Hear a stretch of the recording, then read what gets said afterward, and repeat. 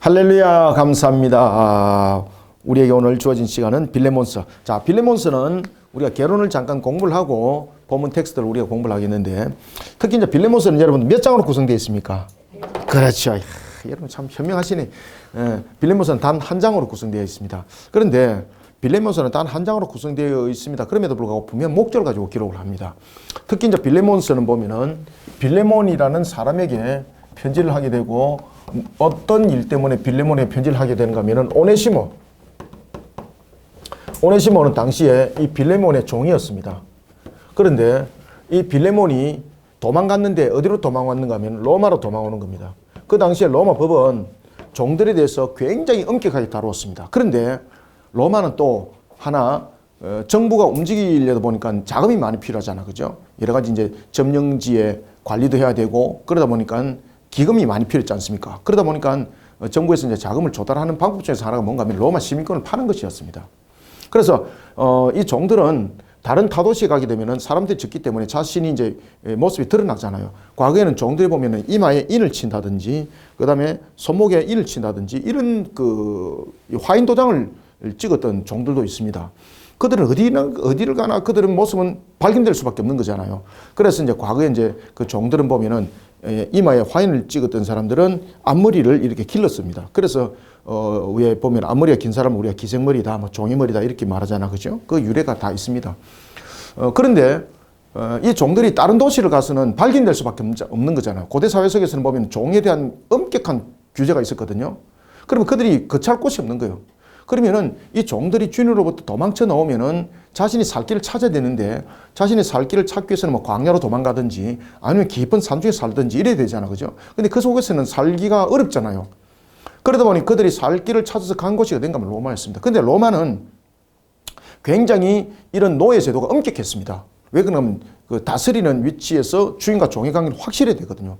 그렇지만 또 하나는 로마는 여러 가지 부분에 또한 하나의 종들이 살아갈 수 있는 길이 있었습니다. 그것은 뭔가 하면은 바로 로마 시민권 사는 것이었습니다. 그런데 그 당시에 로마 시민권을 사는 것은 나면서부터 시작해서 나이가 연로하여서 늙어 이르기까지 전부 다 이 가격이 달랐습니다. 가격이 달랐는데 특히 이제 종이 시민권을 살 수 있느냐? 살 수 있습니다. 그래서 신변의 변화를 초래하는 하는 거죠. 그렇기 때문에 종이 일반적으로 신분을 받으려고 그러면은 엄청난 하나의 그 가격이 책정이 돼가 있겠죠, 그죠? 그럼에도 불구하고 이제 종들이 그 당시에 이제 탈출하게 되면은 주로 간 곳이 어딘가 하면 로마였습니다. 왜냐하면 로마 속에서는 보면 묻혀서 살 수도 있고, 숨어서 살 수도 있고, 또는 시민권을 사서 살 수도 있는 거잖아요. 오네시모도 마찬가지였습니다. 그런데 이 오네시모가 도망올 때에 빌레몬에 있는 재산을 가지고 도망옵니다. 재산을 훔칩니다. 재산을 훔쳐서 그가 도망을 와서 어디로 왔는가 하면은 로마로 왔습니다. 자, 이런 로마로 왔을 때 그때에 바울이 어디에 있었겠습니까? 그때 바울이 1차 감옥에 있을 때입니다. 이때 바울은 1차 감옥은 가택연금 상태였거든요. 가택연금. 그때 이제 가택연금은 바울이 새빵을 사는 겁니다. 새빵 월세, 우리로 말하면은 왜 월월 이렇게 돈을 주는 것을 우리가 월세라 하는 것처럼 그 당시에 이제 이 새빵은 하나의 월세 형식으로서 있었는데 이 부분들은 가택연금 속에 있는 사람이 국가에 주는 것이 아니라 가택연금에 있는 사람이 그 돈을 냈던 겁니다. 그리고 이제 이 가택연금 속에 있을 때에 이 집에 있지 않습니까? 그럼 이 출입구는 로마 병사가 이렇게 지키는 거예요. 병사가 지켜가지고 이 자체가 감옥이 되는 겁니다. 이 자체가 감옥이 되고 이 안에서는 자기가 자유롭게 행동을 했습니다. 그러나 다만 하나 이 가택연금 속에 갇혀있는 이것을 감옥이라 했는데 밖으로 놓을 수는 없습니다. 그래서 감옥인 겁니다. 그렇지만은 외부의 사람들이 출입은 가능했습니다. 이때에 사도 바울이 가택연금 속에 있을 때에 오네시모는 종의 신분으로서 자유롭지 못하잖아요. 그래서 숨어서 살다가 이렇게 보니까 소문이 무엇이 들렸겠습니까? 바울이라는 사람이 있는데 라는 것을 이제 듣기 시작한 거죠, 소문을. 그러면서 그가 가택연금 속에 있는 바울을 싹 몰래해서 찾아 들어간 거예요. 찾아 들어가서 이 속에서 그가 예수를 믿게 되고 이 속에서 사도 바울의 제자가 되는 겁니다. 그 이름이 바로 오네시모였습니다. 오네시모가 자신이 어떻게 해서 로마로 오게 된지도 설명을 하게 됩니다. 그리고 그가 주인의 재산을 많이 훔쳐서 왔다는 것도 사도 바울이 알게 됩니다. 자, 이 소리를 듣고 그 주인의 이름이 뭔지를 물어보니까 이름이 무엇이더라? 빌레몬이었더라. 사도 바울이 깜짝 놀랍니다. 빌레몬은 누구였을까요? 사도 바울이 복음을 전했던 자입니다. 그리고 온 가족들이 복음 속에서 가정교회를 움직였던 집안입니다. 그 집안, 집 자체가 교회가 된 겁니다. 그래서 사도 바울이 오네시모의 이 일을 가지고 빌레몬에게 서신을 쓰는 겁니다. 빌레몬에게. 그리고 이 빌레몬에게 썼던 그 서신은 바로 오네시모를 맞이해 주라는 겁니다. 오네시모를 용서해 주라. 네가 나에게 빚진 것 있지 않느냐? 네가 나에게 복음으로 빚진 것 있지 않냐? 그것을 오네시모를 용서하는 것을 통해서 우리가 상쇄하자. 내가 그렇게 말하지 않더라도 너는 오네시모를 형제로 받아들일 줄 믿는다. 오네시모가 친정으로 너에게 해를 끼쳤던 것에 대해서 참 회개를 하고 있다. 그를 받아줘라. 내가 이 서신과 함께 오네시모를 너에게 보낼 것이다. 그러면서 그게 기록되었던 바로 서신이 빌레몬스입니다. 아시겠죠? 그죠? 그래서 이 빌레몬스는 이 굉장히 사회적으로 많은 영향력을 끼칩니다. 그 당시에 이 노예에 관한 부분들은 아주 엄격했는데 이런 부분들을 통해서 사도 바울이 이 서신을 쓸 수 있었다는 것은 하나님께서 하나님의 형상이라는 그 기준으로 이 내용들을 바라보게 했다는 것입니다. 여러분들이 잘 아시는 그 미국의 노예 해방 운동 이러면은 대통령 이름이 누가 기억이 나요? 에이브람 링컨. 에이브람 링컨이 이 빌레몬스를 읽다가 그가 깨닫습니다. 그가 회개합니다. 그러면서 이제 하나의 그 노예 해방인 흑인에 대한 이런 해방에 대한 부분들이 전개되어지는데 거기서 굉장히 핵심적인 역할을 했던 것이 바로 에브람 링컨을 깨닫게 하고 그로 하여금 알게 하고 하나님 형상에 대해서 알게 하고 했던 성경이 바로 빌레몬스입니다. 자, 이런 빌레몬스는 누가 기록했을까요? 그렇죠. 빌레몬스는 바울이 기록을 하게 됩니다. 그리고 또한 이 빌레몬스는 헬라 원전 제목에도 보면은 프로스라는 것은 무슨 프로스라는 것은 이게 이제 그 누구누구로부터 뭐뭐로부터라는 거거든요. 이게 이제 프로스인데 프로스 필레모니라는 필레모나라는 빌레몬에게라는 것이 헬라 원전이에요. 빌레몬에게 이것이 이제 그 헬라 원전의 이름이에요. 그리고 이제 영어 성경도 보면은 그대로 이제 이 빌레몬에 대한 이름을 따고 있고 한글 성경은 그러한 영역에 관한 그 내용을 그대로 빌려온 것이 바로 제목입니다. 그래서 빌레몬서라고 이렇게 명명이 되어 있습니다. 자, 이런 빌레몬서는 옥중서신으로 구분된다 그랬죠. 그죠? 자, 옥중서신에 보면 대표적인 옥중서신이 무엇이라 그랬습니까? 에베소서, 그 다음에, 그렇죠. 오늘 우리가 이제 그 빌레몬서와 함께 보는 빌립보서, 그죠? 그 다음에 뭡니까? 골로새서. 그래서 에빌골몬, 빌레몬서까지 합쳐서 네 권의 우리가 서신서가 옥중서신이라고 말을 합니다. 물론 이제 옥중서신을 조금 더 이제 그 엄격하게 따진다면은 디모데 후서도 옥중서신이죠, 그죠? 사도 바울이 2차 감옥에 있을 때에 기록했던 유언서거든요. 그러나 그럼에도 불구하고 그는 목회적 내용들을 비중을 가지고 있기 때문에 목회서신으로 디모데 전후서로 이렇게 구별했습니다. 빌레몬서는 이와 같이 옥중서신, 옥주에서 기록했다. 이래서 옥중서신, 네 권의 옥중서신 가운데 하나입니다. 옥중서신입니다. 네 권의 옥중서신 가운데 하나. 그러면 사도 바울이 언제 기록을 했을까? 자, 사도 바울이 1차 가택연금 되었을 때가 그때가 대체로 이제 시대가 이제 언젠가면은 AD 62년, 63년경이에요. 그러면은 이 수감되었을 때에 기록되었다라고 만약에 본다면은 기록의 연도를 언제로 보겠습니까? AD 62년경으로 보는 거예요. AD 62년경. AD 62년경으로 이렇게 빌레몬스가 기록이 됐다는 것을 볼 수가 있습니다. 자, 그러면은 빌레몬스의 가장 중심 주제가 무엇이겠습니까? 지금 빌레몬이 사도 바울이 복음을 전했던 자였거든요. 그리고 빌레몬이 가정교회를 지금 움직이고 있습니다. 그리고 이제 그 자신의 이제 아들도 그 가정교회의 하나의 사역자로서 쓰임받고 있고 자기 아내도 쓰임받고 있습니다. 그리고 온 가족들이 예수 그리스도 십자가로서 하나가 되어 있는 가정. 이런 빌레몬에게 서신을 쓰는 가장 중요한 이유가 오네시모를 해방시키기 위해서입니다. 해방시키기 위해서. 그래서 여기서 중요하게 다뤄지고 있는 그러한 빌레몬서의 주제는 그리스도 안에서 어떻게 하라? 용서하고 서로 사랑하고 형제를 가져라. 이게 이제 전체적인 내용입니다.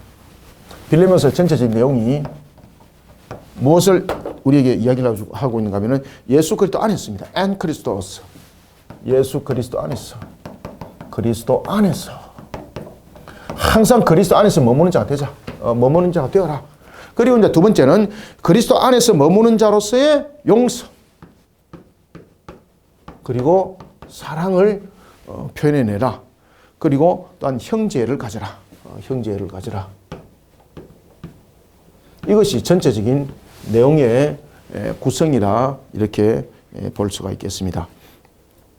자, 그 당시에 이제 이 빌레몬서를 받았던 빌레몬은 어느 교회의 지도자였을까요? 어느 교회의 그러한 하나의 사역자, 감독이었을까요? 골로새 교회 기억나죠, 그죠? 골로새, 바로 골로새입니다. 골로새. 골로새 교회의 그러한 지도자였습니다. 그리고 이제 그 당시에 골로새 교회는 우리가 지금 생활하고 있는 이런 교회처럼 이런 규모가 아니고요, 가정교회, 그 집이 교회입니다. 이런 골로새 교회의 지도자였던 인물. 그리고 또한 그는 오네시모의 주인이었습니다. 그러니까 부자였죠. 그러한 수신자는 바로 골로새 교회를 이끌어가고 있었던 빌레몬에게 보내는 서신이 바로 빌레몬서다. 이렇게 보고 있습니다. 자, 그러면 이런 빌레몬서는 전체가 1장이지 않습니까? 1장인데 안에 내용들을 세 단계로 한번 구분해서 한번 봅시다. 이것을 이제 잠깐 보고 우리가 이제 안에 그 1장 텍스트로 넘어가도록 하겠습니다. 자, 이제 오네시모는 1장으로만 구성되어 있는데 이것을 셋으로 이제 나눠서 우리가 보면은 1장 1절에서부터 그 1장 7절의 내용들, 7절, 그 다음에 1장 8절에서부터 1장 21절, 그 다음에 전체적으로 5절까지 구성되어 있거든요. 그 다음에는 1장 22절부터 25절, 이렇게 세 부분들로 내용을 우리가 한번 나눠서 봅시다. 자, 제일 먼저 그가 1장 1절에 보면은 인사를 해요, 인사. 그 사도 바울의 특징이죠, 그죠? 그래서 인사를 하는데 누구에게 인사를 하는가 하면은 바로 빌레몬이죠. 그래서 빌레몬에게 인사를 할 때 제일 먼저 빌레몬으로 인한 감사, 그리고 빌레몬을 위해서 기도하고 빌레몬을 칭찬하는 그러한 세 가지 구도로 형성되어 있습니다. 빌레몬에 대한 여기서 이제 인사죠, 그죠? 빌레몬에 대한 인사를 하면서 그에게 어떻게 합니까? 인사를 하면서 그에게 감사와 그리고 또한 그를 위한 기도, 그리고 칭찬. 왜 이렇게 끌고 갈까요? 오네시모 이야기를 하려고 오네시모 이야기를 하려고 사도 바울. 이런 속에 사도 바울이 무엇을 이 속에 주제로 담고 있을까요? 믿음과 사랑입니다. 믿음과 사랑. 딱 요 핵심을 가지고 그에게 감사하고 기도하고 칭찬합니다. 그래서 믿음과 사랑이 중심이 됩니다. 이 속에. 자, 그 다음에 이제 두 번째는 1장 8절에서부터 21절의 이제 내용에 보면 이제 본격적으로 이야기를 하게 됩니다. 누구 이야기를 할까요? 오네시모입니다. 오네시모. 처음부터 오네시모 이야기 딱 하면은 빌레몬을 삐낄 수 있잖아요. 그죠? 성질나잖아. 그죠? 그래서 처음부터 오네시모 이야기를 안 해요. 인사를 하고 감사, 기도, 칭찬하고 그 중심이 믿음과 사랑이에요. 믿음과 사랑. 자, 그러면서 이제 요 이야기를 꺼내놓고 이제 오네시모 이야기를 딱 하는 거죠. 그때 오네시모에 대해서 어떤 이야기를 하고 있는가 하면은 그가 오네시모에 대해서 중재를 하고 있습니다. 오네시모에 대해서 그가 중재를 할 때에 어떤 중재를 하는가 하면은 오네시모가 너의 집에서 많은 재산을 훔쳐서 도망왔다며 이야기를 안 해요. 오네시모가 나에게 굉장히 필요한 사람이다. 그 이야기를 해요. 나에게 굉장히 필요한 사람이다. 내가 지금 옥에 갇혀 있지만은 오네시모가 나에게 굉장히 중요한 역할을 하고 있다. 그러면서 오네시모를 위한 그러한 중재와 호소를 해요. 오네시모에 대해서 첫 번째 중재를 하고 두 번째 오네시모에 대해서 호소를 해요. 자, 이때 이제 이 중심적인 내용들이 무엇입니까? 용서와 그리고 또한 호소입니다. 용서. 여기서 중심이 되는 것이 용서입니다. 용서. 믿음과 사랑 그리고 용서. 자, 그 다음에 이제 오네시모에 대해서 이제 중재를 합니다. 호소를 합니다. 자, 이런 속에 그러면 결론은 어떻게 되는가? 마지막 결론 속에서 개인적으로 부탁을 해요. 개인적으로 부탁을 합니다. 이때에 그가 부탁을 하고 그리고 또한 인사하고 그리고 어떻게 마칠까 여러분들? 축도하는 거죠. 축도. 그를 축복하는 거예요. 자, 이 속에 이제 무엇이 중심적으로 다루고 있는가 하면은 바로 믿음과 사랑과 용서죠. 그죠? 이 속에서 그가 사랑에 그리고 그 사랑의 결실을 맺을 수 있도록 부탁을 하게 되는 거죠. 그리고 축도하는 것으로서 전체적인 내용들이 이렇게 구성이 되어지고 있는 것을 볼 수 있습니다. 그래서 전체적인 내용들은 굉장히 단순하고 간단합니다. 그런데 이 내용들 속에서 전체적으로 가지고 있는 그러한 내용들은 바로 뭔가 하면요. 하나님의 형상으로서의 한 형제와 한 자매를 돌아보는 겁니다. 그죠? 종과 주인의 위치가 아니라 그리고 또한 오네시모가 빌레몬의 많은 사실은 재산에 손해를 끼친 입장이거든요. 그러나 회개하고 돌아오는 그에게 받아주라는 거죠. 마치 누가복음 보면은 탕자가 아버지에게 돌아왔을 때 아버지가 그에게 아무 이유도 묻지 아니하고 그를 맞이해 줬던 것처럼 그를 맞이해 줘라. 이러면서 이제 빌레몬에게 서신을 보내는 것을 볼 수가 있습니다. 자, 이런 이제 빌레몬서, 자, 우리가 곧이어서 안에 텍스트를 보면서 또 이 내용들에 대해서 하나하나 비춰보도록 하겠습니다. 결론은 여기까지 하겠습니다. 감사합니다. 수고하셨습니다.